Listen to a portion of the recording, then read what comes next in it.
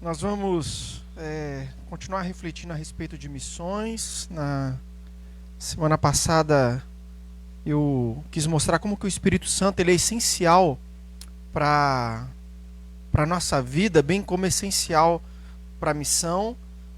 Todos quanto Deus quis usar, fossem reis, profetas, sacerdotes, fossem juízes, líderes em geral, só puderam ser instrumentos nas mãos de Deus depois que receberam o Espírito Santo, depois que foram instrumentalizados pelo Espírito Santo para serem usados por Deus. E hoje eu queria explorar um pouquinho mais a partir de um ponto mais específico. Eu queria mostrar que é o Espírito Santo quem chama os missionários, é o Espírito Santo quem capacita os missionários, que é o Espírito Santo quem conduz a vida do missionário no campo. A gente vai ver alguns versículos que tratam sobre isso, e alguns que a gente viu a semana passada, mas eu queria apenas afunilar um pouquinho daquilo que eu tratei de maneira geral domingo passado. Então a primeira coisa que eu queria destacar é que quem chama precisa ter autoridade para fazê-lo, né? Quem chama o missionário, quem chama quem quer que for, seja, tem que ter essa autoridade para fazê-lo, porque desde a origem da humanidade, Deus tem chamado homens e mulheres para poderem cumprirem os seus propósitos, e a obediência a esse chamado, a obediência a essa convocação, se dava pela autoridade daquele que chama. O que faz uma pessoa deixar algo que está fazendo, deixar para trás aquilo que está envolvido e seguir numa outra direção? É por causa da autoridade daquele quem o chamou.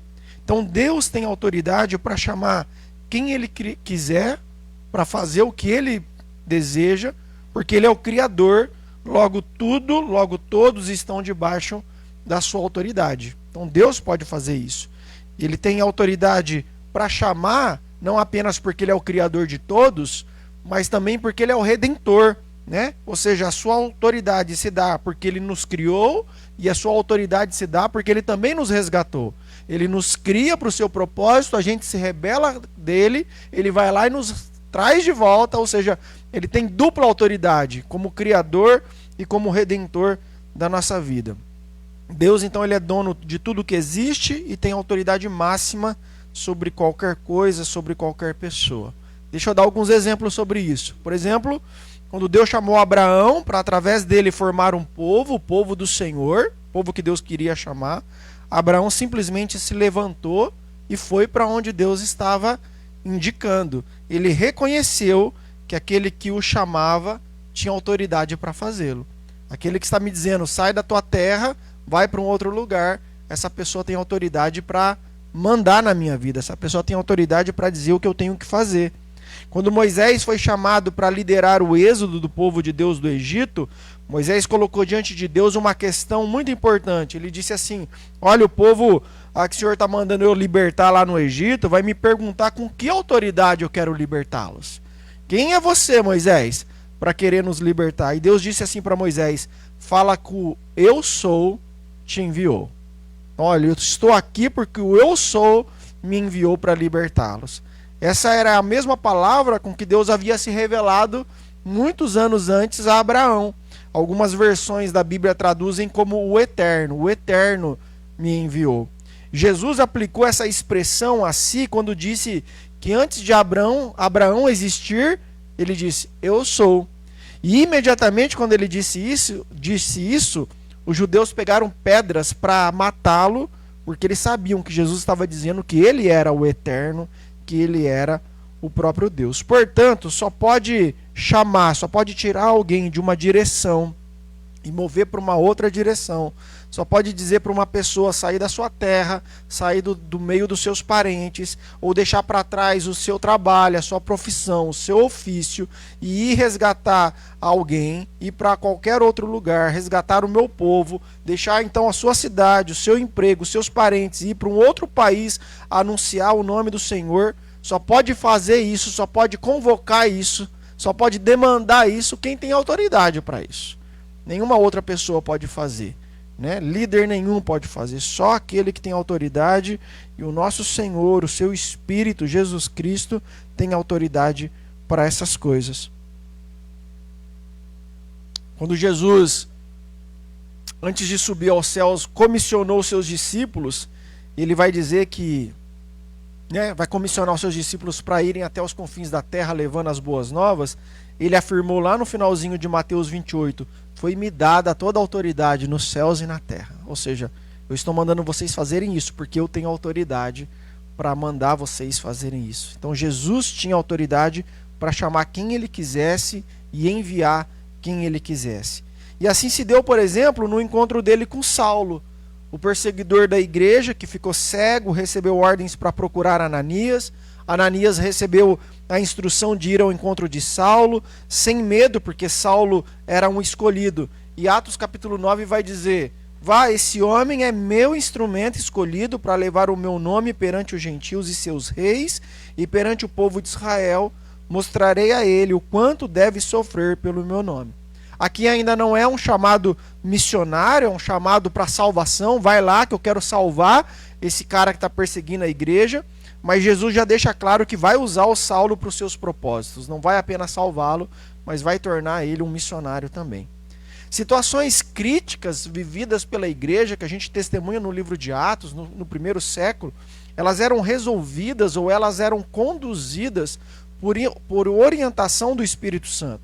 E é marcante quando a gente lê principalmente o livro de Atos, como que os discípulos ouvem a voz do Espírito nesses momentos cruciais de decisão no seio da igreja e se submetem a essa voz e reconhecem que essa voz tinha autoridade sobre eles, de que eles deveriam obedecê-las. Por exemplo, quando Pedro está contando à igreja por que ele entrou na casa dos gentios e comeu com eles o que não era permitido que um judeu fizesse. O judeu não poderia se relacionar, ele se tornaria impuro se ele tivesse contato com os gentios. E Pedro está dizendo isso. E aí então Pedro fala assim: olha, eu recebi uma revelação ou uma visão onde tinha lá um lençol com animais impuros. E Deus falou para mim comer, porque não era impuro aquilo que Deus purificou. E aí Pedro então, depois de ter essa visão, e ele está refletindo sobre a visão, ele conta que naquela hora apareceram 3 homens à sua procura. E ele diz: o Espírito me disse que não hesitasse em ir com eles. Então ele está dizendo: eu obedeci à voz do Espírito. O Espírito me guiou. Eu estava pensando o que significava aquela visão, eu estava tentando querer saber o que Deus estava me dizendo quando o Espírito me disse: segue aqueles homens. Então o Espírito estava chamando Pedro para ir à casa do Cornélio, um centurião gentil, que por intermédio de Pedro iria entregar a vida a Jesus. Pedro sabia que aquilo não era uma prática comum dos judeus. Ele havia aprendido a vida toda que ele não deveria entrar na casa de um gentil, mas depois da revelação que ele teve, depois do Espírito confirmando a revelação, dizendo que ele seguisse aqueles homens, Pedro obedeceu o Espírito, porque é isso que a igreja faz, ela obedece à direção do Espírito. Qualquer outra voz que interfira nesse convite deve ser rejeitada, considerada contrária aos propósitos de Deus, porque só o Espírito tem autoridade para chamar quem ele quiser e mandar para onde ele quiser. Diante disso, o Espírito Santo, nós podemos ver que chamou os primeiros missionários. Os primeiros missionários de que se tem registro foram todos comissionados pela igreja, enviados pela igreja após uma ação direta do Espírito Santo. Porque não há como se fazer missões sem que o Espírito esteja agindo, seja levantando os missionários, seja abençoando para que a igreja oferte para os missionários, seja dizendo para os missionários aonde eles devem ir, porque lá tem corações com fome da palavra de Deus. Por exemplo, um versículo que eu citei domingo passado, né? Filipe foi chamado lá pelo Espírito para pregar ao eunuco, lá em Atos capítulo 8, o texto vai dizer: e o Espírito disse a Filipe: aproxime-se dessa carruagem e acompanhe. Então Filipe está lá no meio do deserto e de repente está passando uma carruagem e o Espírito Santo manda ele sair correndo atrás da carruagem. Vai lá, corre atrás dessa carruagem.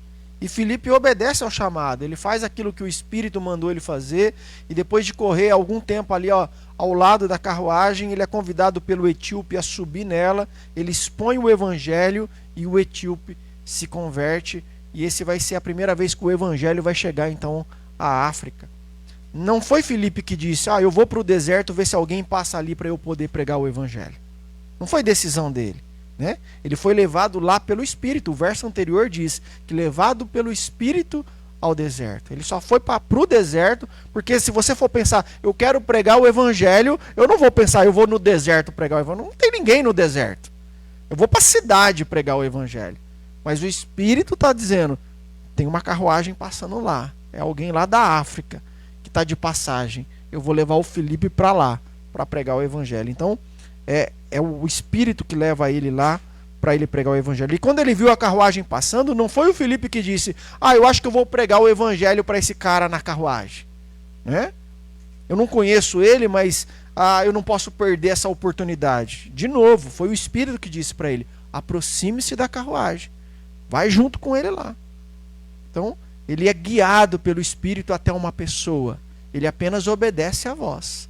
Eu vou para aquele lugar e agora o Espírito está dizendo o que eu tenho que fazer. A mesma coisa, esse mesmo tipo de ação do Espírito, a gente pode ver sobre a igreja, por exemplo, quando Barnabé e Saulo é separado para serem missionários entre os gentios. O texto diz que enquanto a igreja adorava ao Senhor e jejuava, disse o Espírito Santo, separem-me Barnabé e Saulo para a obra que os tenho chamado. Então o Espírito agindo. O evangelho precisava se expandir, precisava ir para além daquelas fronteiras, um pouco mais adiante, e novamente o Espírito Santo entra em ação, separando 2 homens para serem missionários em terras estrangeiras. Não foi o Paulo, não foi o Barnabé, não foi a liderança da igreja que após uma reunião disseram, olha, a gente precisa pregar o evangelho além de Antioquia, aqui a gente já tem muitos convertidos, nós precisamos mandar alguém para outras cidades. Não foi uma resolução da igreja. Não foi uma reunião que decidiu isso. Não foram eles que tomaram essa decisão. Foi o Espírito que disse à igreja, separem-me Saulo e Barnabé para aquilo que eu quero fazer. A igreja teve apenas sensibilidade de ouvir a voz e de obedecer. Então, a gente, como igreja, como parte de ministérios da igreja, como liderança da igreja, diretoria, a nossa parte não é decidir o que fazemos, é ter sensibilidade para ouvir o que Deus quer que a gente faça e a gente obedecer à voz dele. Era assim que acontecia no passado, é assim que tem que acontecer hoje. A gente busca em Deus direção. É o Espírito Santo, por exemplo, que elege os primeiros líderes da igreja, fruto do trabalho missionário.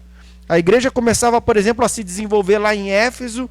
Paulo não pode mais continuar entre eles. Paulo está dizendo, o Espírito está me mandando para outros lugares, eu não posso continuar aqui na cidade. E ele vai dar instruções aos líderes da igreja, dizendo assim, cuidem de vocês mesmos e de todo o rebanho sobre o qual o Espírito Santo os colocou como bispos para pastorearem a igreja de Deus que ele comprou com seu próprio sangue.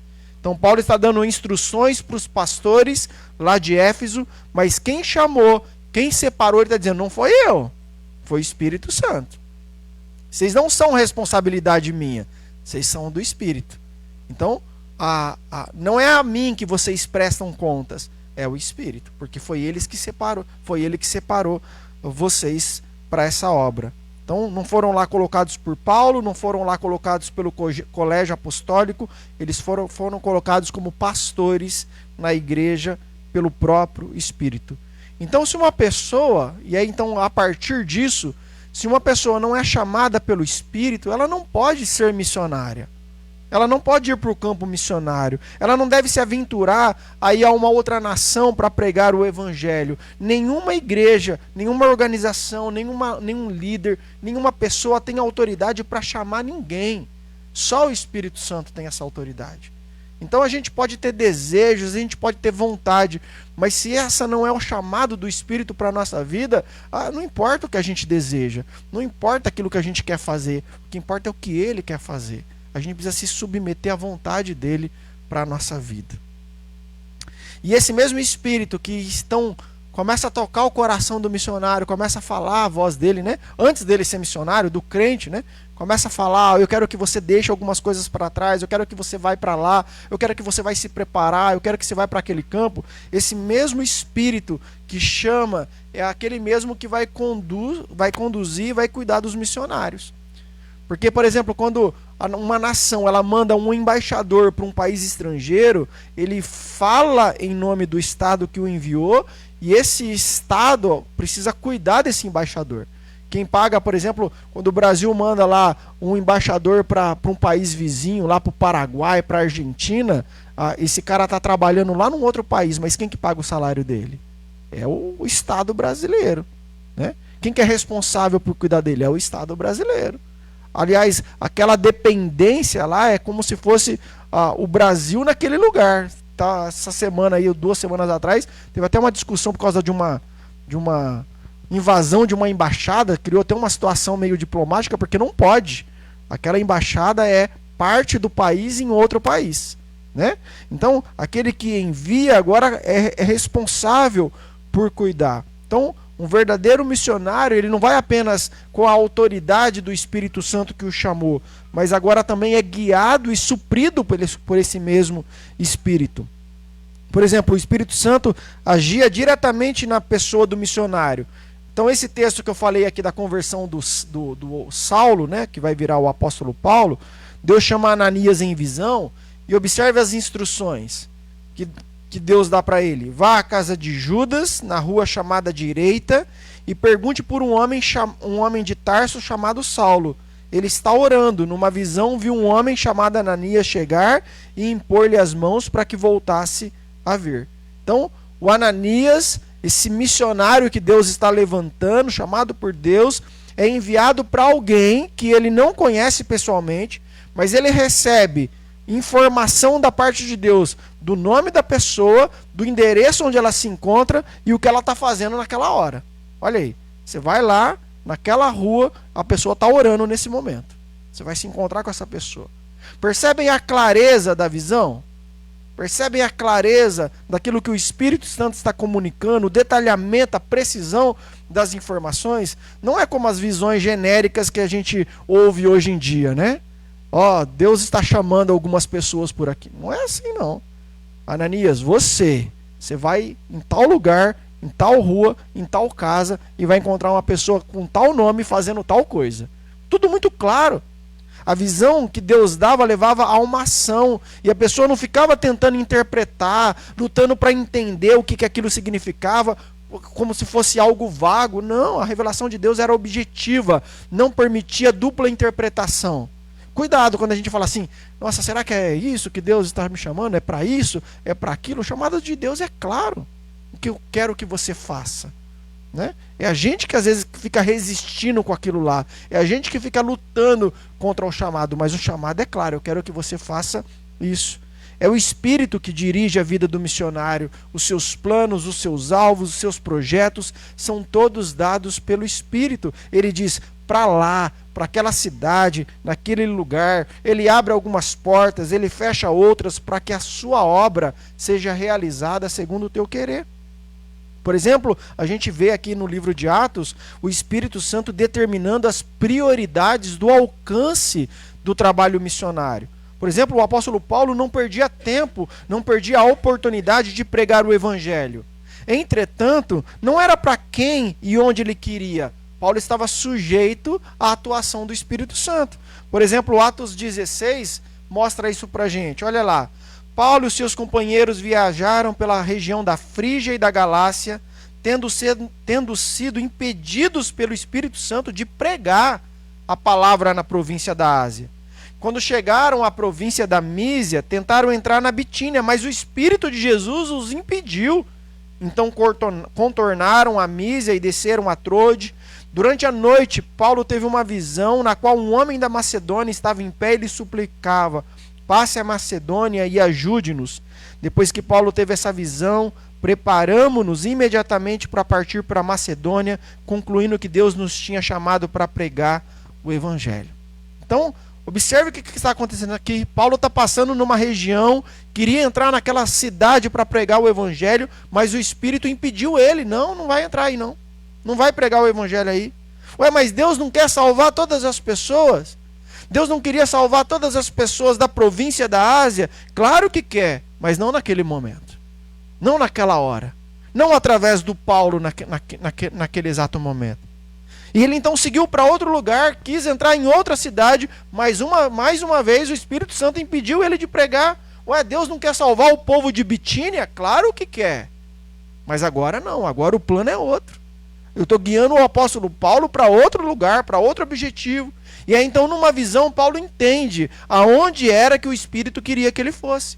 Ele deveria ir para Macedônia, porque o Espírito é que guia o missionário. Ele não escolhe, ele não olha lá para o mapa lá do Brasil ou o mapa mundo e fala assim, deixa eu ver aqui, quero ir para cá. Eu sempre gostei da Espanha, eu vou para a Espanha. Não, é o Espírito que diz para lá ou para lá. A gente apenas obedece à voz do Espírito. Então o Espírito revela a sua vontade ao missionário. Os missionários não sabem todos os detalhes da sua missão. Não vai com os planos totalmente prontos. Eles sabem algumas coisas que o Espírito revela.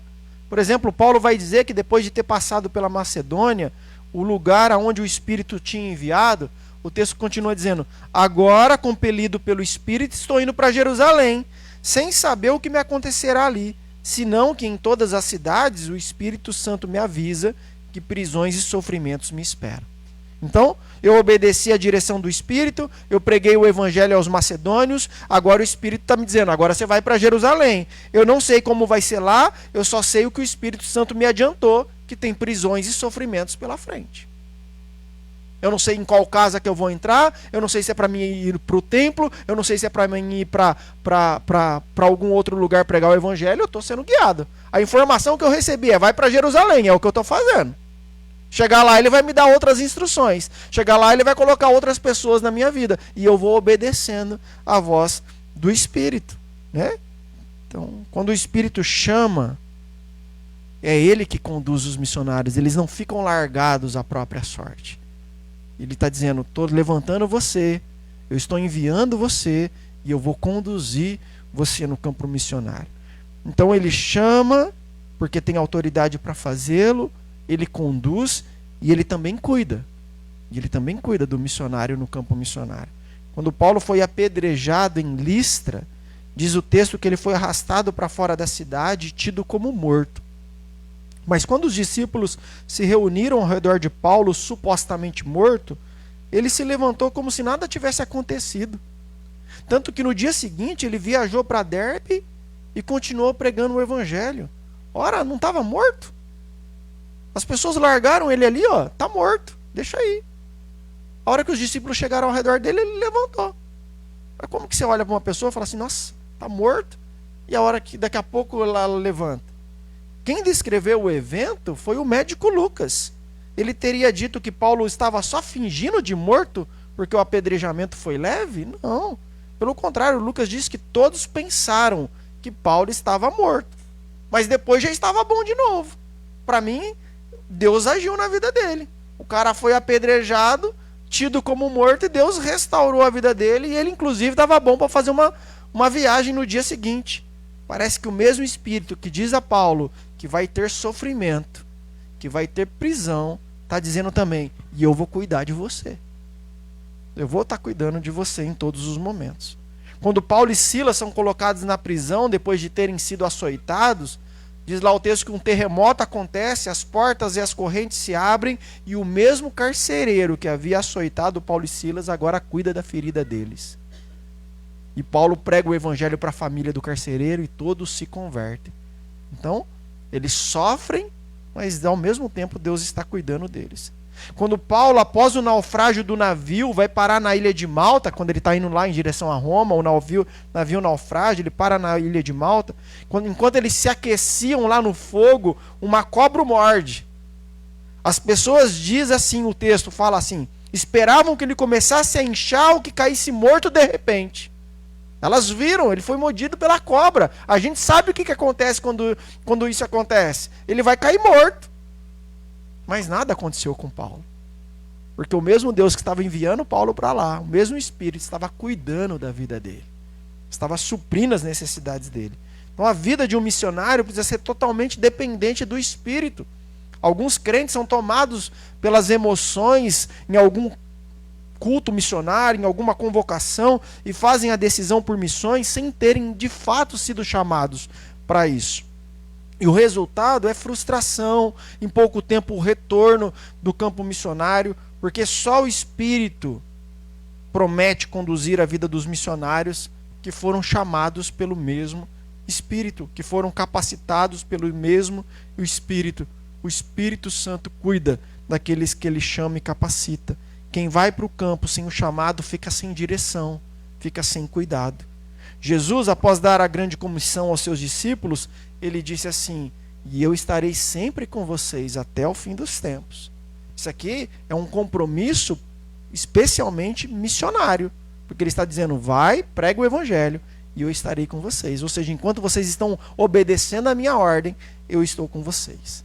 É assim que acontece. O Espírito tem autoridade para chamar quem quiser, homem ou mulher, pobre ou rico, jovem ou velho, e a esses que são chamados, que ouvem a voz do Espírito, podem ir sem medo, porque estarão sendo dirigidos, porque estarão sendo cuidados pelo Espírito. Ah, eu vou para tal lugar que eu não conheço, eu não sei o que eu vou fazer ali. O Espírito vai dizer: só obedece. Só obedece. Ah, mas eu preciso de mais... Não, obedece a primeira ordem. Depois que você obedecer a primeira, virá a próxima instrução. Então, ainda hoje, Deus continua chamando homens e mulheres para a sua obra, e é a voz do Espírito, pelo seu poder, que nós devemos obedecer e seguir. Sem essa convicção, todo o trabalho corre o risco de ser em vão, da gente ter perdido tempo, da gente ter se envolvido com algo que nós não fomos chamados para fazer. Então, para nós, isso não vale só para o missionário, isso vale para a nossa vida na igreja também, né? Nós precisamos estar prontos para atender a voz do Espírito e, guiado por Ele, cumprir a tarefa que Ele tem nos entregue. É isso, é essa a nossa obrigação. Ouça o Espírito pessoalmente, ouça o Espírito comunitariamente e obedeça. E o Senhor vai cuidar da gente e vai fazer com a gente aquilo que Ele deseja. Amém, meus irmãos? Vamos orar? Depois a gente vai cantar o hino de missões, encerrando o culto dessa manhã e passando para a nossa assembleia. Senhor, nosso Deus e nosso Pai, nessa manhã agradecemos por estarmos aqui na Tua casa te louvando, te exaltando, reconhecendo o chamado da salvação que o Senhor fez para cada um de nós. Que o Senhor continue guiando a gente através do Teu Espírito, que possamos claramente ouvir a Tua voz com frequência e estarmos dispostos, ó Deus, a obedecer a essa voz poderosa, que possamos descansar sobre os chamados do Senhor para a nossa vida, sabendo que o Senhor vai nos capacitar a cumpri-lo, que o Senhor vai cuidar da gente enquanto a gente estiver em missão, que o Senhor continue levantando homens e mulheres para irem além da igreja local, para poderem pregar o Evangelho em outra cidade, em outro estado, em outro país, para que em nenhum lugar, ó Deus, desse mundo que o Senhor criou, fique sem testemunho da mensagem do Evangelho, Senhor. Que o Senhor possa ajudar a gente a saber distinguir aquilo que é voz do Teu Espírito, aquilo que é desejo pessoal, para que a gente possa estar comprometido com o Teu chamado e não com as nossas próprias vontades, ó Deus. Que o Senhor possa continuar levantando do seio da Tua igreja aqui em Cosmópolis, homens e mulheres, para pregarem lá ou aqui, mas para que a Tua vontade continue sendo feita em todos os lugares e a gente continue sendo submissos ao Teu Espírito, Senhor. Abençoa, Pai, a nossa manhã, o nosso domingo, a nossa assembleia. Que o Senhor esteja com a gente nesse dia de hoje, que o Senhor traga a gente aqui à noite, para a gente continuar a extensão da nossa adoração ao Senhor nesse dia. Em nome de Jesus nós oramos. Amém. Vamos colocar em pé, queridos, alegremente cantar essa canção.